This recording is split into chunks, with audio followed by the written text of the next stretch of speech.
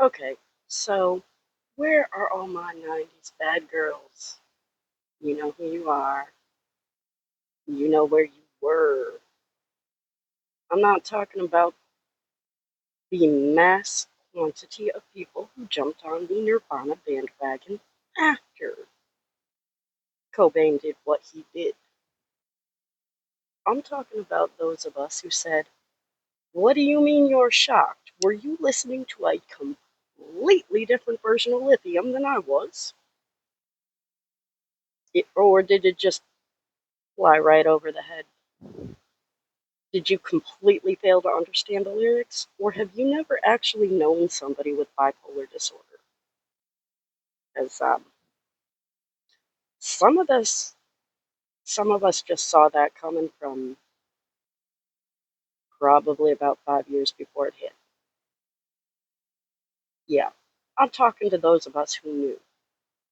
Those of us who were looking at that girl popping out her Lancome compact every 5 minutes to repowder her nose, just to make sure we all knew she had spent extra for Lancome, which was indecently expensive for that economy. And we're looking at her being like, "Oh, Snoop Dogg's just the greatest." Like, honey, you ain't never eaten government cheese. You don't know anything about what you're talking about.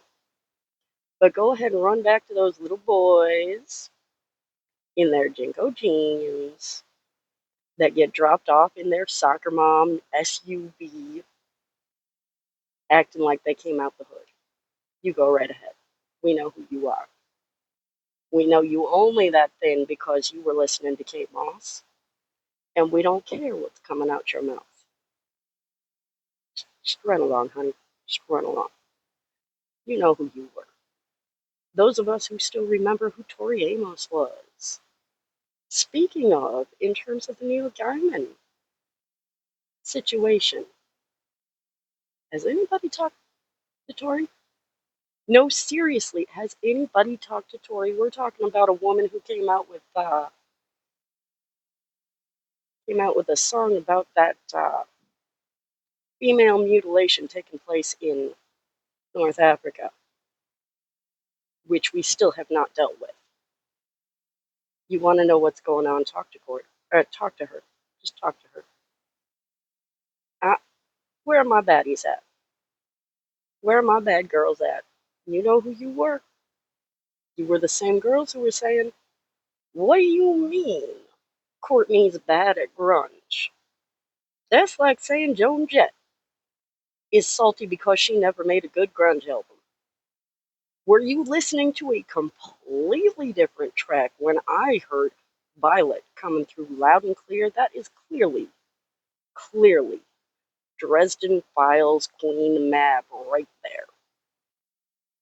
If you can't tell the difference between punk and grunge, you just keep walking. This video ain't for you.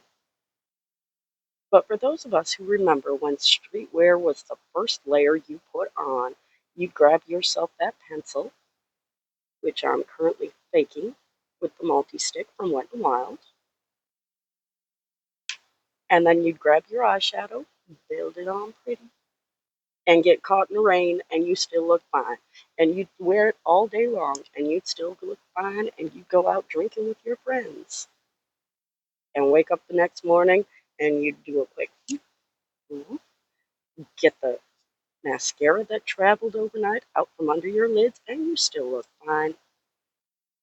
No creasing, no problem, because some of us did not have time every 5 minutes to be breaking out a compact fixing our makeup again, because we were looking up witchcraft before Wikipedia existed and trying to get the deets right, because Lord knows you need a little bit of sorcery to get through that decade.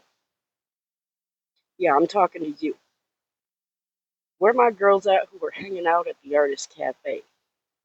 Clove cigarettes. Boys you definitely shouldn't take home, but we're going to hang out with anyway. Where you at?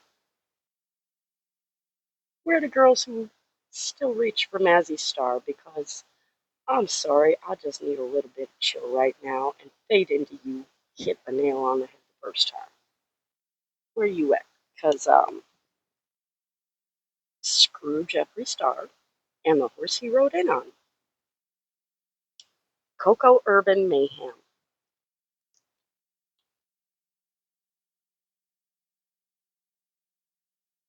$5 palette, and solemnly swear it looks like a fetish eyeshadow I used to have in eggplant. Burial gown.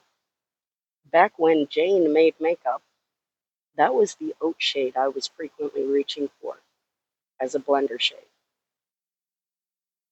A purse feels just like when I used to reach for Raven by L'Oreal as my matte black when I wanted a smudgy black shadow line right along the lash line. So I put it on over the top of my handy little multi-stick. I pop into the bath. I wash my hair. I'm assuming after a nice long hot bath, washing my hair, it's going to be smeared all over the place. I'm going to need to strip it all off, reapply it all again. That's fine. That's fine. And I get out the bath and I look at myself and I still look good. I still look good. Not even any creasing. I still look good after full-on splashing my face several times with water because seasonal allergies going to be seasonal allergies, baby. My eyes were feeling gritty.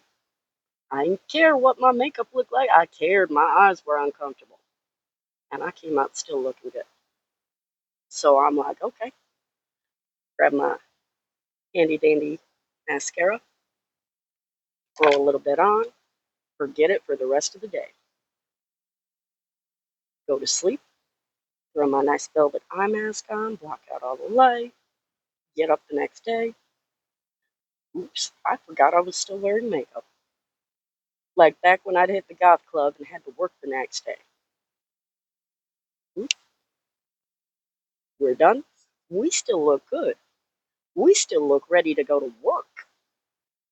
We still look like we're put together and know what we're doing. No creasing, no smearing, no smudges. My mascara traveled more than my makeup. So, yeah, hypothetically, this baby is a $5 Jeffree Star knockoff. Realistically, that thing was made for girls who wore war paint back when we knew what Rage Against the Machine was talking about. Back when we were raging right along with them. Back when we were part of a culture war that has gotten co-opted into a trend by a whole lot of people who are making our lives a living hell, pushing us around, throwing us in dumpsters, shoving us in lockers because they saw that movie with the nerds. Yeah, those of us who didn't have time to fix our makeup every 5 minutes can just grab this baby, maybe wash up with a little bit of baby shampoo on the face. If you're feeling fancy, follow it up with a little bit of baby lotion or whatever cooking oil you've been grabbing because it's there, it's cheap, and it works. Just grab and go. Just grab and go. No muss, no fuss, no 20 different layers of Korean products to make your skin perfect before you start on your eye makeup. Just something you can get wet and not care about. Something you can work in a kitchen for hours and not care about. Something that'll hold up to real life.